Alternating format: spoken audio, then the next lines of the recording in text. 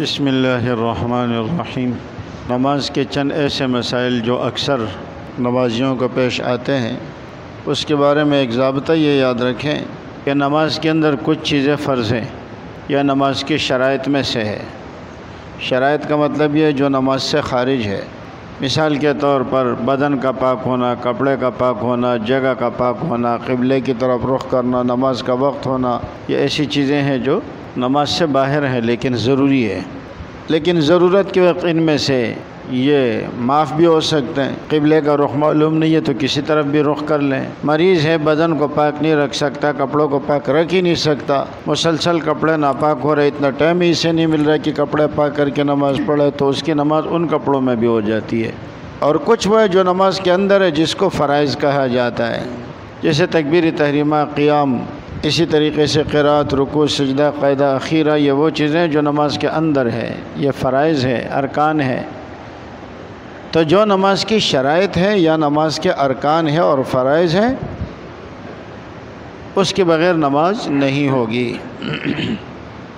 یہ نہیں ہے کہ ہم تو یہ ہے کہ نماز میں جو بھی غلطی ہو جائے سجدہ سہو کرو، نہیں۔ فرض نماز کے فرائض میں سے اگر کوئی چیز رہ جائے تو نماز نہیں ہوگی، چاہے آپ سجدہ سہو کریں یا کچھ بھی کریں، جب تک نماز کے اندر اس چیز کو آپ ادا نہ کر لیں۔ مثلا رکوع رہ گیا، سجدے میں چلے گئے، اب آپ نے وہ رکوع نماز کے اندر ہی ادا کرنا ہے۔ آپ اوپر جائے رکوع کریں اور پھر آگے چلیں۔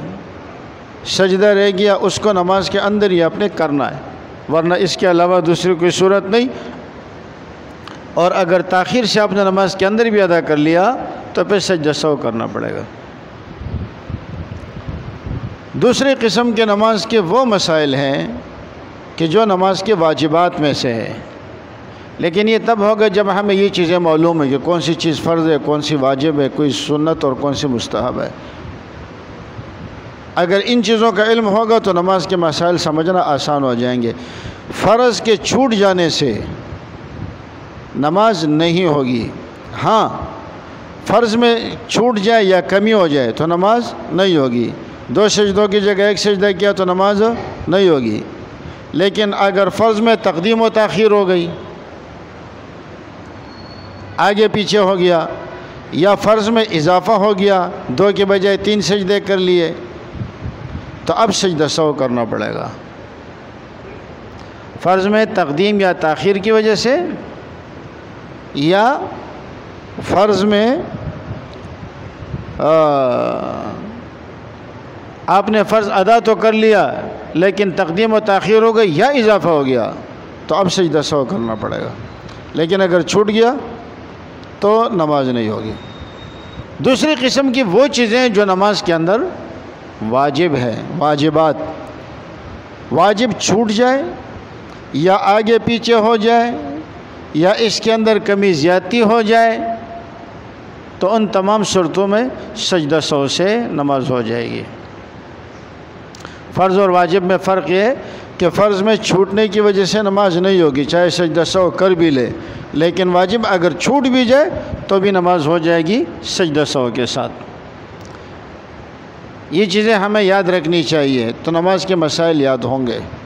پھر بھی اگر کسی کو نماز میں ایسا مسئلہ پیش آ جائے کہ وہ بیچارہ پریشان ہے کہ میں سجدہ سہو کروں یا نہ کروں، اس پہ سجدہ سہو ہے یا نہیں ہے، وہ پھنس گیا، پریشان ہے، نماز میں تو کسی سے پوچھ نہیں سکتا، تو وہ سجدہ سہو کر لے۔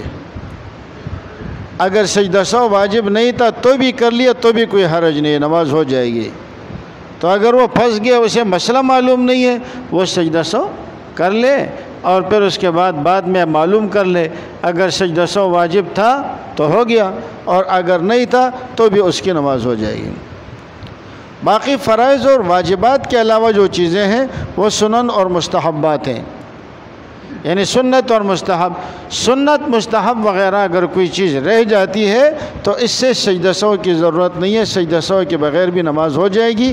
ہاں، سنت کے چھوڑنے کی وجہ سے تھوڑی سی کمی جو عبادت کے اندر آئے گی، ثواب کے اندر وہ کمی تو آ جائے گی، لیکن یہ ہے کہ اس کی نماز ہو جائے گی، دوبارہ پڑھنے کی ضرورت نہیں ہے اور سجدہ سہو کرنے کی بھی ضرورت نہیں ہے۔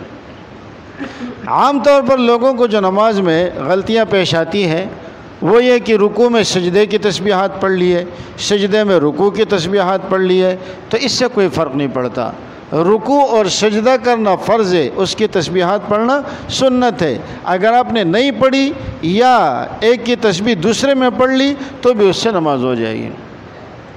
اور سب سے زیادہ جو مسئلہ لوگوں کو پیش آتا ہے وہ یہ مسئلہ ہے کہ مثال کے طور پر آپ پہلی رکعت پر بیٹھ گئے یا دوسری رکعت پہ کھڑے ہو گئے یا چوتھی رکعت پہ کھڑے ہو گئے، آپ سمجھ رہے کہ یہ میری دوسری رکعت ہے، آپ بیٹھ گئے، اور آپ جب کھڑے ہوئے پھر پتہ چلا کہ میں تو پہلی رکعت پہ بیٹھ گیا ہوں، تو اب آپ دوسری رکعت پہ دوبارہ بیٹھے اور آخر میں آپ سجدہ سہو کرے، اس لیے کہ آپ نے قیام میں تاخیر کر لی۔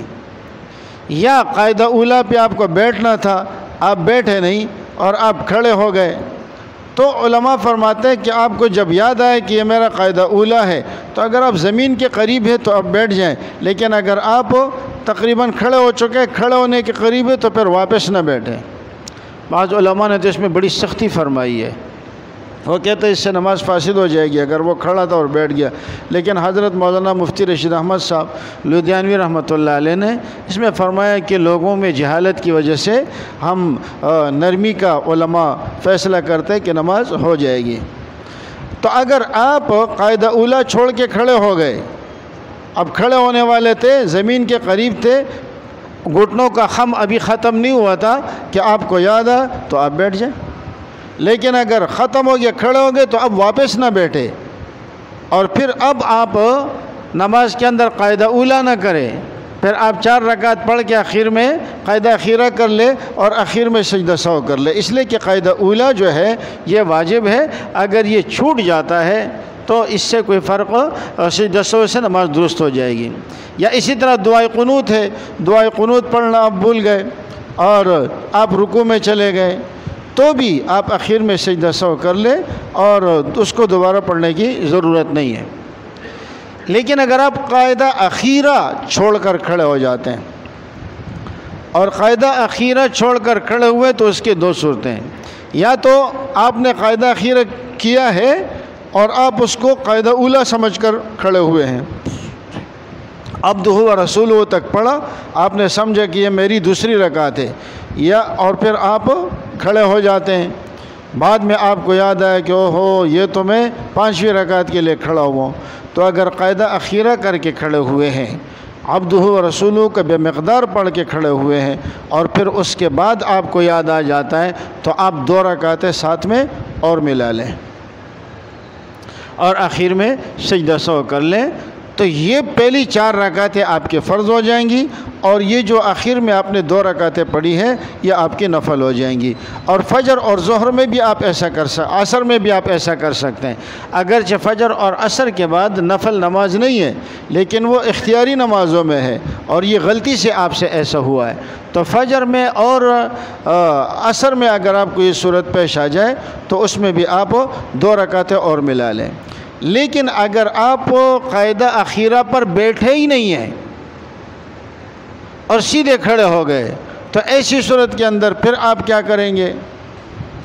تو اب 5ویں رکعت کا سجدہ ملانے سے پہلے اگر آپ کو یاد آ جائے تو آپ بیٹھ جائیں۔